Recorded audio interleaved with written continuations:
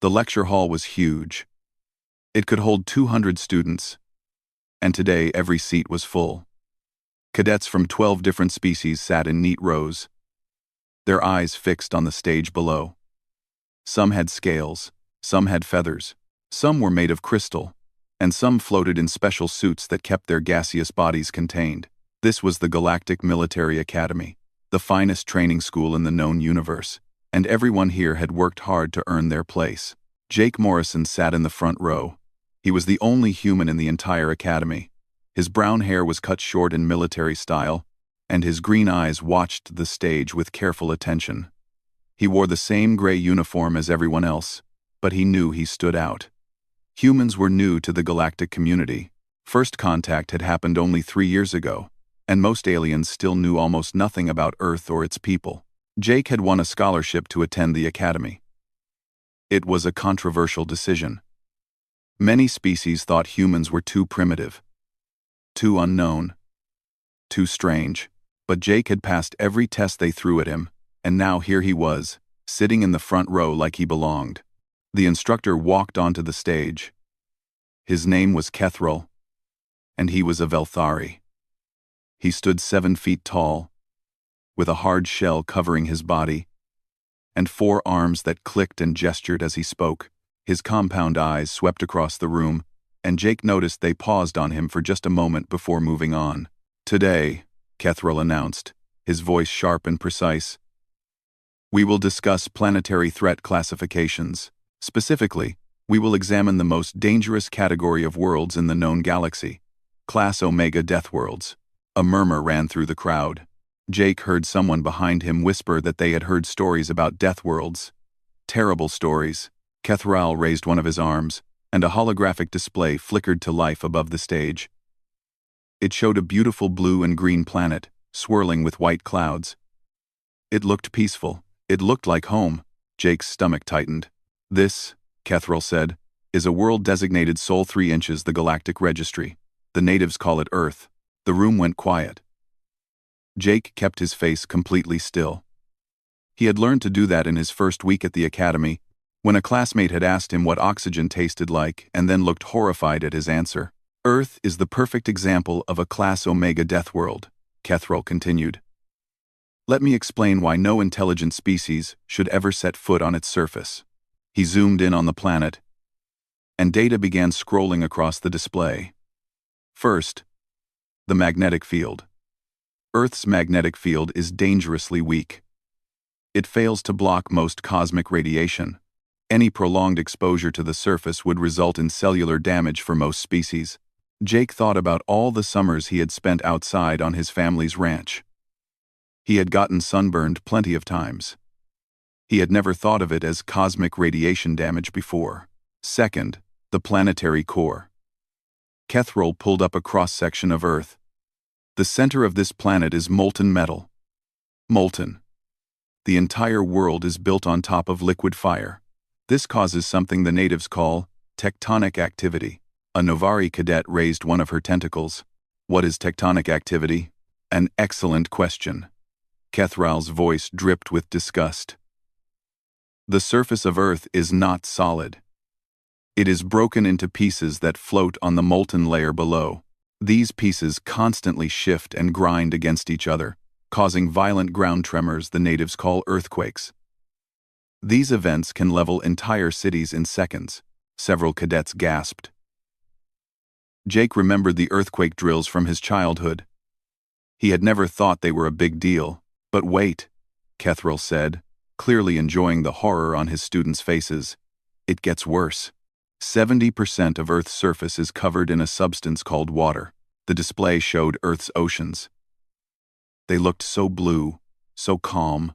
"Water," Kethril continued, "is an incredibly dangerous chemical compound. It is a universal solvent, capable of breaking down almost any material given enough time. It corrodes metal. It destroys electronics.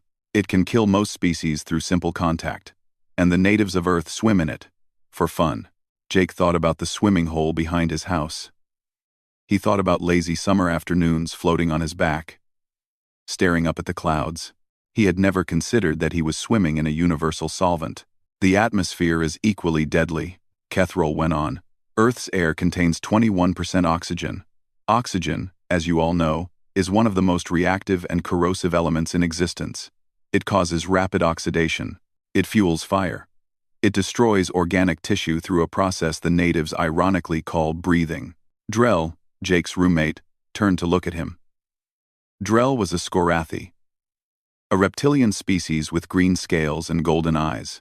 He was one of the few aliens at the academy who actually talked to Jake like a normal person. Now his eyes were wide with something that looked like concern. Jake gave him a tiny shrug.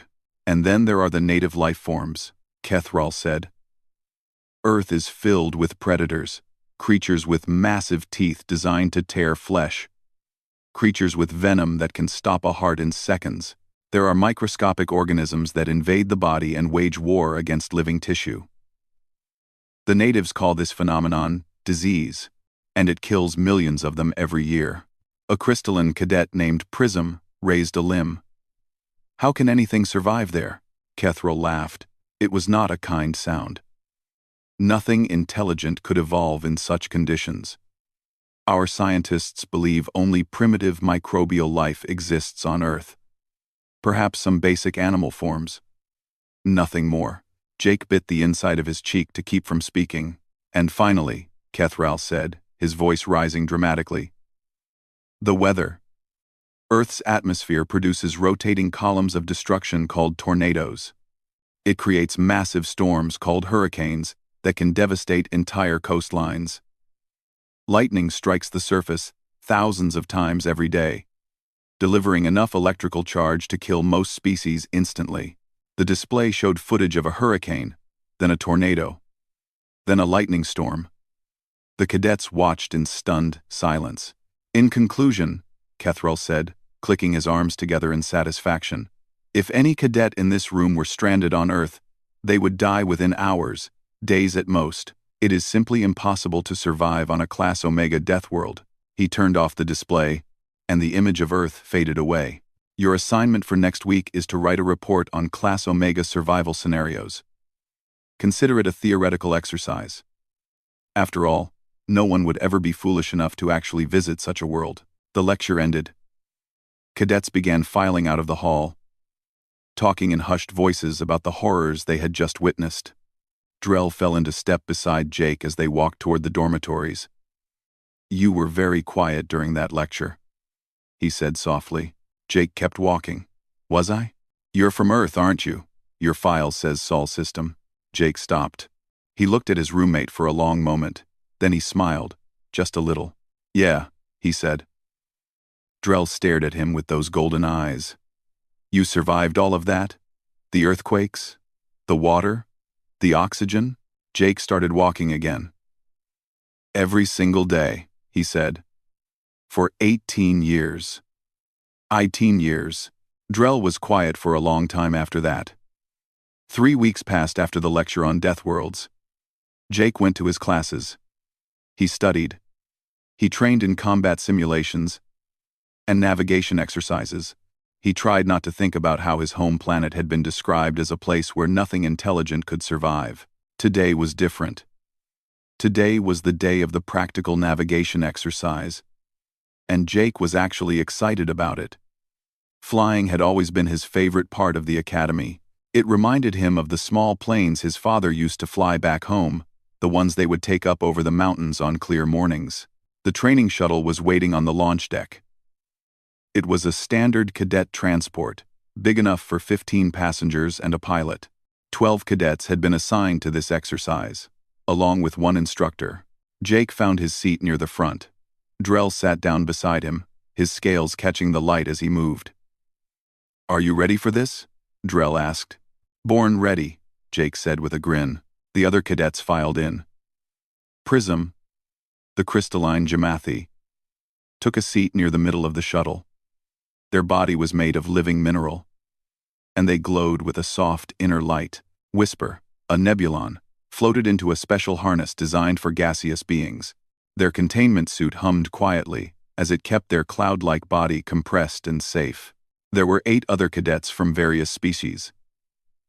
Jake knew most of their names by now, though he had not gotten close to any of them. They were polite to him, but distant.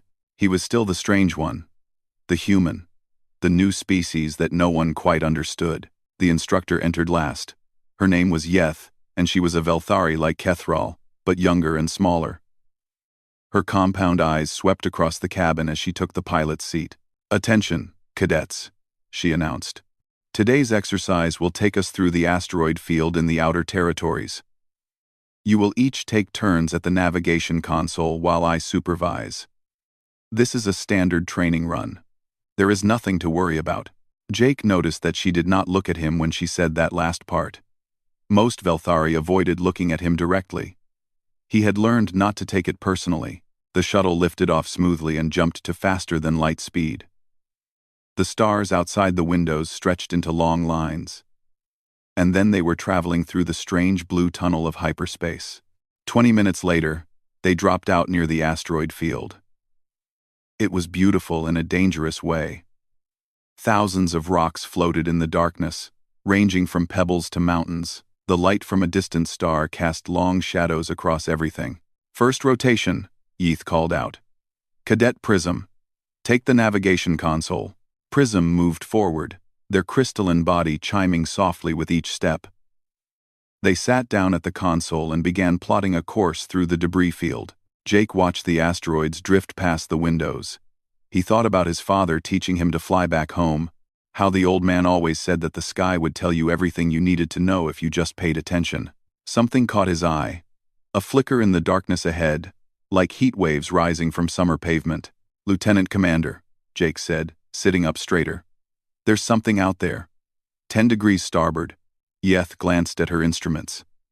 "I don't see anything on the sensors." "It's not showing up on sensors," Jake said. "But I can see it. Something's bending the light." Before Yeth could respond, the shuttle's alarms began screaming. Red lights flashed across every console. Prism jerked back from the navigation station as sparks flew from the controls. "What's happening?" someone shouted from the back. Jake saw it now, clear as day. A tear in space itself. A swirling wound in reality that glowed with purple and black energy. It was opening directly in their path, and they were heading straight for it. "Spatial rift," Yeth screamed. She grabbed the controls and tried to turn, but it was too late. The rift had them. The shuttle shook so hard that Jake's teeth rattled. He heard Whisper's containment suit alarm going off. He heard Prism making a high-pitched keening sound. He gripped his seat and held on as the universe turned inside out around them. Then everything went white. When Jake opened his eyes, the shuttle was spinning slowly through normal space. The stars outside the windows looked different. Wrong, somehow. Like they were arranged in an unfamiliar pattern. No, he realized. Not unfamiliar. He knew these stars. He had looked up at them his whole life. "Navigation computer rebooting," Yeth announced, her voice shaking. "Everyone stay calm. We need to determine our location." The computer beeped, and a single result appeared on the screen. Jake read the words before Yeth could say them aloud. "Sol system. Third planet from the star. They were above Earth." "No," Yeth whispered. "No. No. No. This is impossible. We were in the outer territories. That's halfway across the galaxy." "The rift," Jake said quietly. "It threw us here." "Where are yous?" Yeth spun around in her seat.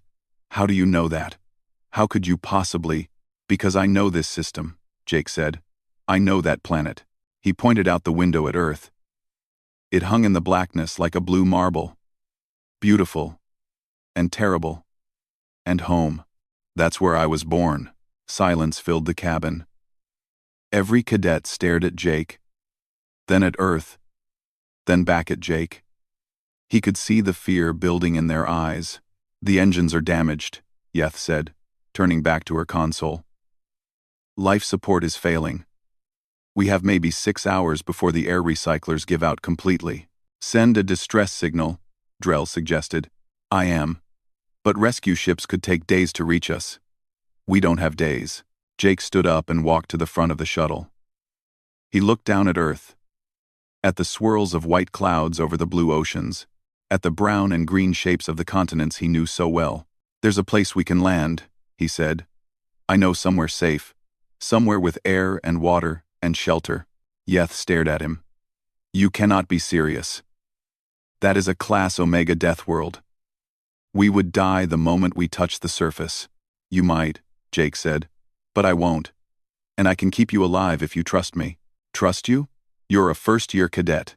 I'm a first-year cadet who survived on that planet for 18 years. Jake met her compound eyes without flinching. I know Earth, Lieutenant Commander. I know what's dangerous and what isn't. I know where we can find help. Whisper's containment suit beeped again, a warning sound that Jake had learned meant pressure problems. Prism's inner light was flickering with stress. Several of the other cadets were breathing too fast, using up their limited air. We don't have time to argue, Jake said. Make a decision. Yeth looked at Earth. She looked at her dying shuttle. She looked at the 12 cadets, whose lives depended on her. Take the controls, she said quietly. Jake slid into the pilot's seat. His hands moved across the console with sure, steady motions. He adjusted their angle, checked their speed, and began calculating their descent. Where are we going? Drell asked from behind him. Jake smiled despite everything. Montana, he said. We're going to my mom's place. The shuttle began to fall toward Earth. The shuttle hit the ground hard. Jake had done his best to control the descent, but with damaged engines and failing systems, a smooth landing was impossible. They bounced once, twice, and then slid across a grassy field for 100 meters before finally coming to rest against a wooden fence. For a moment, no one moved.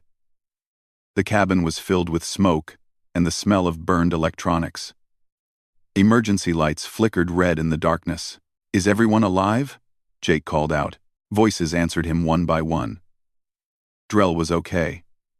Prism was cracked but stable. Whisper's suit was damaged but holding. The other cadets had bumps and bruises, but nothing serious. Even Yeth, who had been thrown from her seat during the crash, was getting to her feet with only a small cut on her arm. Jake unbuckled his harness and moved to the airlock. Through the small window, he could see blue sky and green grass and mountains in the distance. He knew exactly where they were, the Morrison family ranch, right on the edge of the northern wilderness. I'm going outside, he said. Wait. Yeeth grabbed his arm. You can't just walk out there. The atmosphere is toxic. The environment is hostile. We need to. Jake gently removed her hand. The atmosphere is fine for me. I'll check if it's safe, and then we'll figure out who needs what to survive out there. He hit the airlock button before she could argue further. The door opened, and earth air rushed in. Jake stepped out onto the grass and took a deep breath. It smelled like home, like pine trees and wildflowers and the clean mountain wind he had grown up with. He closed his eyes for a moment and just let himself feel it. Behind him, he heard gasping and coughing from the shuttle. Right, the others. He turned back to see 11 terrified faces staring at him from the airlock. None of them were willing to step outside. The oxygen, Prism said, their voice high and thin. I can feel it reacting with my outer layer. Your outer layer will be fine, Jake said patiently. Oxygen isn't going to hurt you at these concentrations, but some of you might need rebreathers. Let me check the emergency supplies. He climbed back into the shuttle and found the emergency kit. Inside were a dozen standard rebreathers designed to filter alien atmospheres. He handed them out to the species that couldn't process oxygen directly. Put these on, he said. They'll filter the air into something you can breathe. Slowly, reluctantly, the cadets began stepping out of the crash shuttle. Yeth came last, her compound eyes scanning the landscape like she expected something to attack at any moment. This is insane, she muttered. We're standing on a death world. You're standing on my parents' ranch, Jake said. The fence you hit belongs to my neighbor, and he's going to be mad about it. But he'll get over it. A breeze blew through the field, rustling the grass and making the nearby trees sway. 3 cadets immediately dropped to the ground, covering their heads. What was that? Someone screamed. Wind, Jake said. It's just wind. Moving air. It's completely normal. He helped them back to their feet, trying not to sigh. This was going to be a long day. A shadow passed over them. Jake looked up and saw a hawk circling lazily in the sky, riding the thermal currents. Aerial predator! Yeath yanked her sidearm from its holster and aimed at the bird. Everyone get down! Jake stepped in front of her and gently pushed the weapon toward the ground. That's a hawk. It eats mice and rabbits. It's not interested in you. How can you be certain? Because you're way too big for it to eat. The hawk drifted away over the trees, completely unaware of the panic it had caused. Jake was about to say something reassuring when he heard a sound that made his heart lift. Barking. Excited, happy barking. Getting closer by the second. Oh no, he said. But he was smiling. A golden shape came bounding over the hill. 4 legs, wagging tail, tongue hanging out, ears flopping with every stride. Biscuit, his family's dog, had found them. The reaction was immediate and total chaos. Cadets scattered in every direction. Prism tried to phase through the ground and failed, leaving cracks in the soil. Drell scrambled up the side of the crashed shuttle and clung to the hull. Whisper's containment suit began flashing warning lights as the Nebulon inside panicked. 2 cadets collided with each other and fell down in a tangle of limbs. Yeth fired her sidearm into the air, the energy bolt streaking harmlessly into the sky. Beast! She screamed. Monster! Everyone retreat to the shuttle! Jake knelt down and caught Biscuit as she reached him. The dog covered his face in wet kisses, tail wagging so hard her whole body shook. Hey girl, Jake said, scratching behind her ears. Hey. I missed you too. Yes, I did. Good girl. He looked up at his terrified classmates. Drell was still clinging to the shuttle, his scales having gone pale with fear. Yeth had her weapon aimed at Biscuit. Her hands trembling. Everyone calm down, Jake called out. This is my dog. Her name is Biscuit. She's friendly. Dog? Yeth repeated the word like she had never heard it before. A domesticated companion animal. Humans have been living with dogs for thousands of years. She's not going to hurt anyone. To prove his point, Jake stood up and let Biscuit run around his legs in excited circles. The dog spotted Drell on top of the shuttle and barked happily at him. Drell pressed himself flatter against the hull. It's looking at me. She wants to play with you, Jake said. That's how dogs say hello. I don't want to play with a Death World predator. She's not a predator. She eats kibble and table scraps, and once she ate an entire plate of brownies and threw up on my sister's bed. Before anyone could respond, a voice called out from the direction of the hill. Jake? Jake Morrison. Is that you? Jake turned to see a woman walking toward them. She was in her early 50s, with gray-streaked brown hair pulled back in a ponytail. She wore jeans and a flannel shirt, and her boots were covered in mud from the garden.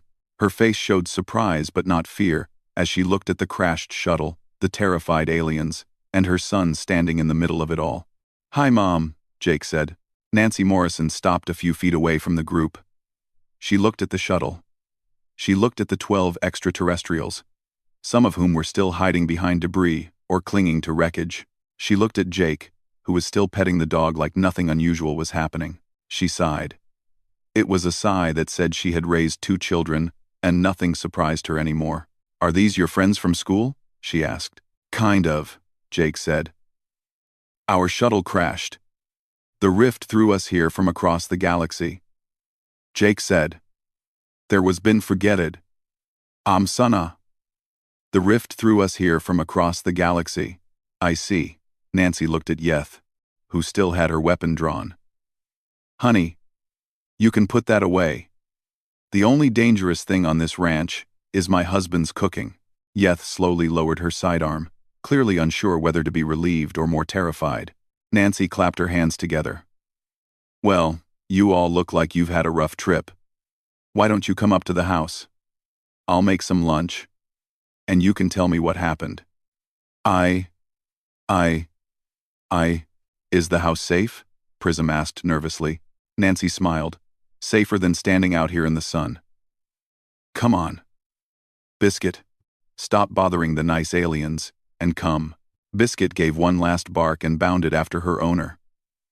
Jake followed. And after a long moment of hesitation, the others began walking too. Drell dropped down from the shuttle and fell into step beside Jake. "Your mother seems very calm about all this." Jake shrugged. "She's met worse. My sister brought home a boyfriend once who had a face tattoo of a crying baby. After that, aliens are nothing." They walked toward the farmhouse in the distance. 12 survivors of a crash landing on the most dangerous planet in the galaxy, following a human and his dog toward what might be safety or might be more danger. None of them knew what to expect. The first meal was almost a disaster.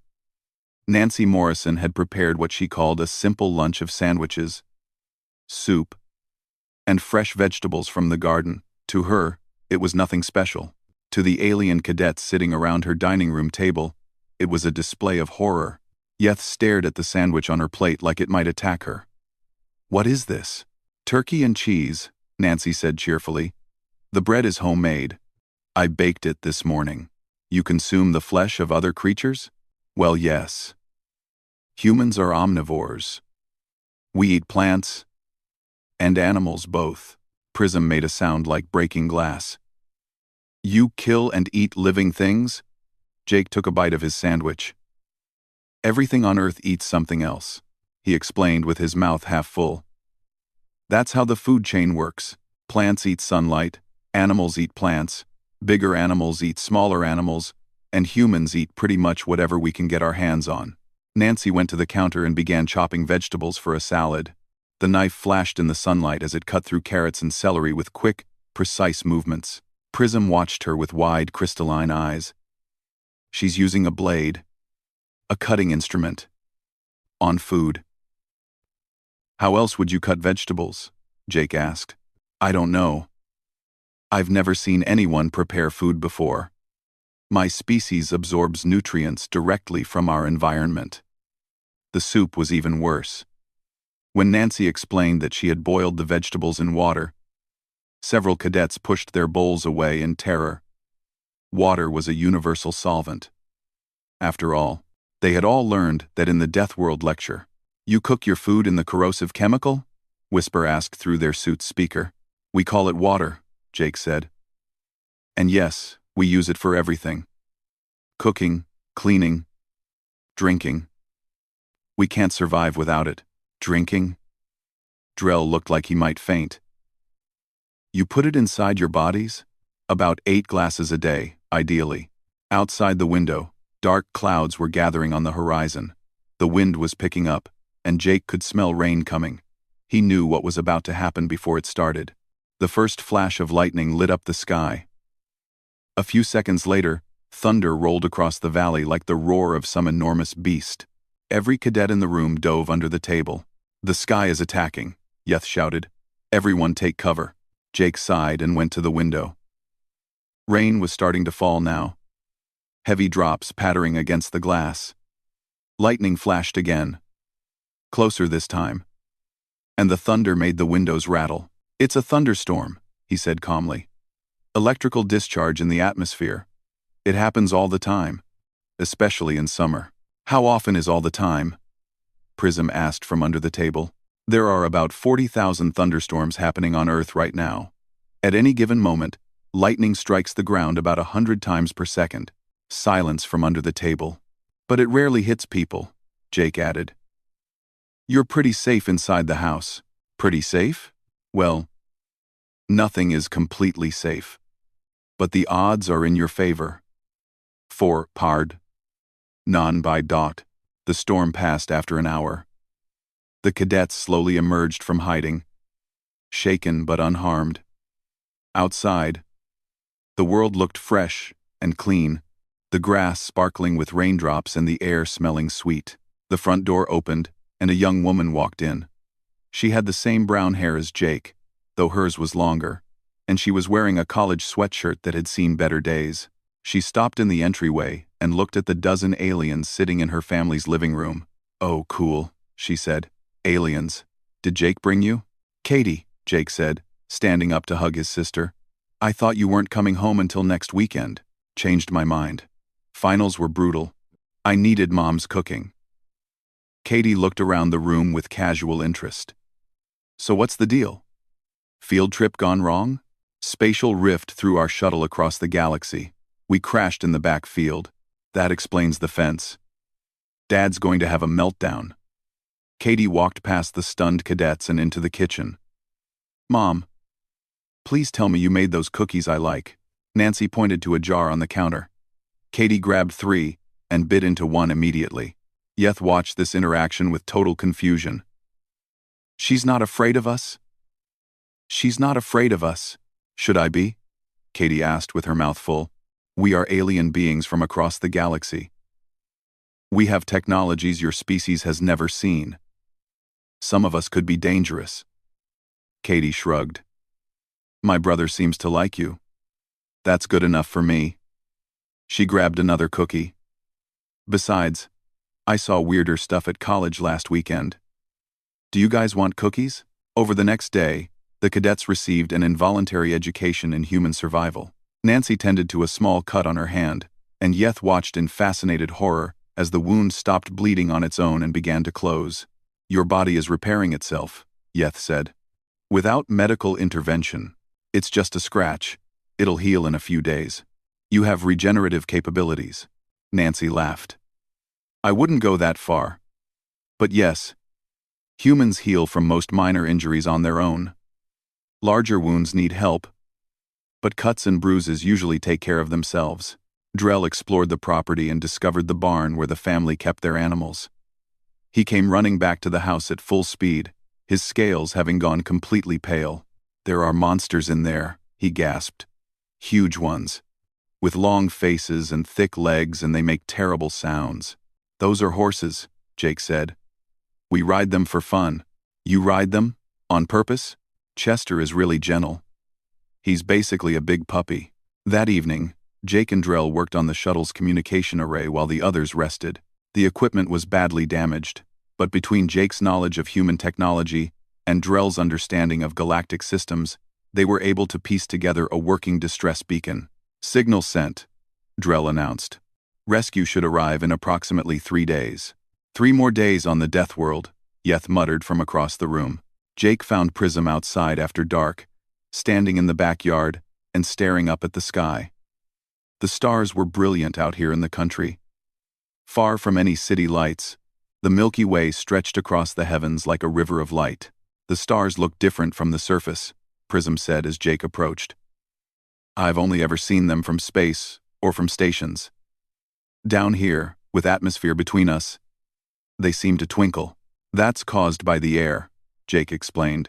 The light bends as it passes through different layers of the atmosphere. It's beautiful. Prism turned to look at him with those crystalline eyes. This whole planet is beautiful. And terrifying. I don't understand how you can live here. Jake sat down on the grass. After a moment, Prism lowered themselves to sit beside him, their crystal body chiming softly. You know what's funny? Jake said. Before I went to the academy, I never thought of Earth as dangerous. It was just home. The weather was just weather. The animals were just animals. I never lay awake at night worrying about lightning or earthquakes or any of that. But now I've seen how other species live. I've seen stations where the temperature never changes and the gravity is always perfect and nothing unexpected ever happens. And I understand why you're all so scared. He paused, looking up at the stars. But I also feel sorry for you. Sorry for us? We're not the ones living on a death world. No, but you've never felt rain on your face. You've never watched a thunderstorm roll across the mountains. You've never climbed a tree or swum in a river or run through a field just because it felt good. Jake smiled. Earth is dangerous, but it's also alive in ways that your sterile stations will never be. And that's worth something. Prism was quiet for a long moment. Then they made a sound that Jake had learned was their version of a thoughtful hum. Maybe, they said, being safe isn't always the same as being alive.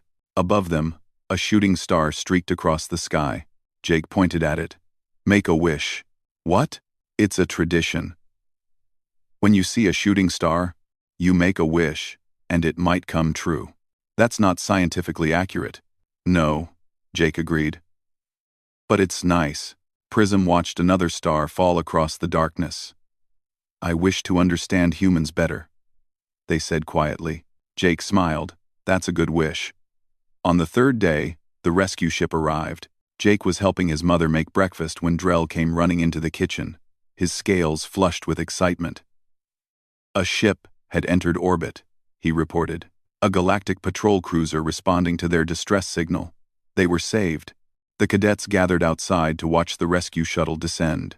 It was a sleek military craft, much larger and more advanced than the training vessel that had crashed in the field. It landed smoothly on the grass about 50 meters from the Morrison farmhouse, its engines humming softly as they powered down. The hatch opened, and a figure stepped out. He was a Velthari, tall and imposing, with the insignia of a commander on his uniform. His compound eyes swept across the scene before him: a crashed shuttle, a farmhouse, 12 cadets standing in a field, and a human family watching from the porch. "I am Commander Vethrol," he announced. "I was sent to recover the remains of your crew and investigate the loss of a training vessel." Jake stepped forward. "There are no remains, sir. Everyone survived." Vethrol looked at him for a long moment. Then he looked at the crashed shuttle, then at the planet around them, then back at Jake. "You survived 3 days on a Class Omega death world?" "Yes, sir. All 12 of you. All 12, plus our instructor. Not a single casualty." The commander was silent. Jake could see the confusion in his body language, the way his forearms moved in uncertain patterns. This was not what he had expected to find. Yeth approached and saluted. "Commander, I must report that Cadet Morrison demonstrated exceptional leadership during this crisis. He navigated our damaged shuttle to a safe landing zone, provided us with survival equipment, and arranged for shelter and resources. Without him, we would certainly have died." "He arranged for shelter?" Vethrol repeated. "Yes, sir." Yeth gestured toward the farmhouse. "His family lives here. On Earth. He was born on this planet." Another long silence. Vethrol turned to look at Jake with new eyes. "You're human." "Yes, sir. You were born here. On a death world." "I never thought of it that way, sir. To me, it's just home." The debriefing took place aboard the rescue cruiser as they traveled back to the academy. Each cadet was interviewed separately, and each told essentially the same story. Jake Morrison had kept them alive. Jake Morrison had known what was dangerous and what wasn't. Jake Morrison had treated the deadliest planet in the known galaxy like it was nothing special. Commander Vethrol pulled up Jake's academy file and read it from beginning to end. Born in Montana, Earth. Raised on a ranch. Survived childhood diseases including something called chicken pox and the flu. Learned to swim at age 5. Climbed his first mountain at age 12. Had been struck by lightning once, and survived with only minor burns. That last detail made the commander pause. Struck by lightning, an electrical discharge powerful enough to kill most species instantly, and the human had walked away from it. He read on. Jake Morrison had consumed other organisms 3 times daily for his entire life. He had lived through earthquakes and storms and temperature extremes that would kill a Velthari in minutes. He had done all of this without advanced technology, without protective equipment, without even seeming to realize how remarkable it was. Vethrol closed the file and sat back in his chair. "Incredible," he murmured to himself. The academy was waiting for them when they arrived. Word had spread about the crash and the rescue, and a crowd had gathered on the landing platform. When the shuttle doors opened and 12 healthy cadets walked out, a cheer went up from the assembled students. But the biggest reaction came when they saw Jake Morrison. He walked down the ramp like he was returning from a routine exercise, not from 3 days on a world that should have killed him 100 times over. His fellow survivors followed behind him, and for the first time, none of them seemed afraid to be near the human. Yeth submitted her formal report that evening. She recommended that Cadet Morrison receive the Academy's highest honor for valor and survival expertise. She also included a detailed account of everything she had witnessed on Earth. The weather, the animals, the food, the human healing abilities. All of it. At the bottom of her report, she added a personal note. "I recommend that the Academy curriculum be updated. Earth should be reclassified from a theoretical death world to an active training subject. Our cadets have much to learn from humans and their home planet. However, I strongly suggest significant safety precautions for any future visits. A week later, Instructor Kethral stood at the front of the same lecture hall where he had taught about death worlds. The room was packed. Word had spread about what he was going to say, and everyone wanted to hear it. Jake sat in the front row, just like before. But this time, he wasn't alone. Drell sat on his left, Prism on his right. The other survivors from the crash were scattered throughout the front section, and all of them were watching their instructor with calm, knowing eyes. Kethral cleared his throat. As you may have heard, there have been some revisions to the curriculum regarding Class Omega worlds. He activated the holographic display, and Earth appeared once again, blue and green and beautiful. I previously stated that no intelligent species could survive on Earth, that no cadet who found themselves stranded there would live more than a few hours. He paused, and Jake saw something in his expression that might have been embarrassment. I was wrong. A murmur ran through the crowd. Earth is still classified as a Class Omega death world, Kethral continued. Its dangers are real and significant, but we have learned that it is possible to survive there if you know what you're doing. He turned to look at Jake. And we have someone who knows exactly what to do. He gestured toward the front row. Cadet Morrison, please join me. Jake stood and walked to the stage. 200 pairs of eyes followed him. Some looked curious. Some looked afraid. Some looked at him like he was a legend who had just walked out of a story. He turned to face the crowd and felt a smile spreading across his face. Earth is my home, he said simply. I was born there. I grew up there. I survived everything it could throw at me. And so did every other human who has ever lived. We're not special. We don't have advanced technology or superhuman powers. We're just adapted to our environment, the same way all of you are adapted to yours. He looked at his fellow survivors in the front row. These cadets spent 3 days on Earth, and they all made it. They were scared at first. And that's okay. Earth is scary if you don't know what to expect. But once they understood what was actually dangerous and what wasn't, they did fine. Jake turned back to the larger audience. The lesson here isn't that Earth is less deadly than you thought. It's that anything can be survived if you have the right knowledge and the right attitude. Never give up. Never stop learning. Never assume that something is impossible just because it seems hard. He smiled wider. And if you're ever stuck on a death world with a human, maybe listen to what they have to say. We've been doing this for a long time. Kethral stepped forward. Cadet Morrison will be assisting with the practical portions of our Class Omega survival training from now on. Any questions about Earth or human survival strategies should be directed to him. Jake looked out at the sea of faces. So, he said, who wants to learn how to survive? Graham. Every hand in the room went up. After the lecture, Jake walked out of the hall to find his friends waiting for him. Drell was leaning against a pillar, his scales having finally returned to their normal, healthy green. Prism glowed softly in the station's artificial light. Even Yeth was there, standing at the back of the group with something that might have been a smile on her alien face. That was a good speech, Drell said. Thanks. I was making most of it up as I went. That's very human of you, Jake laughed.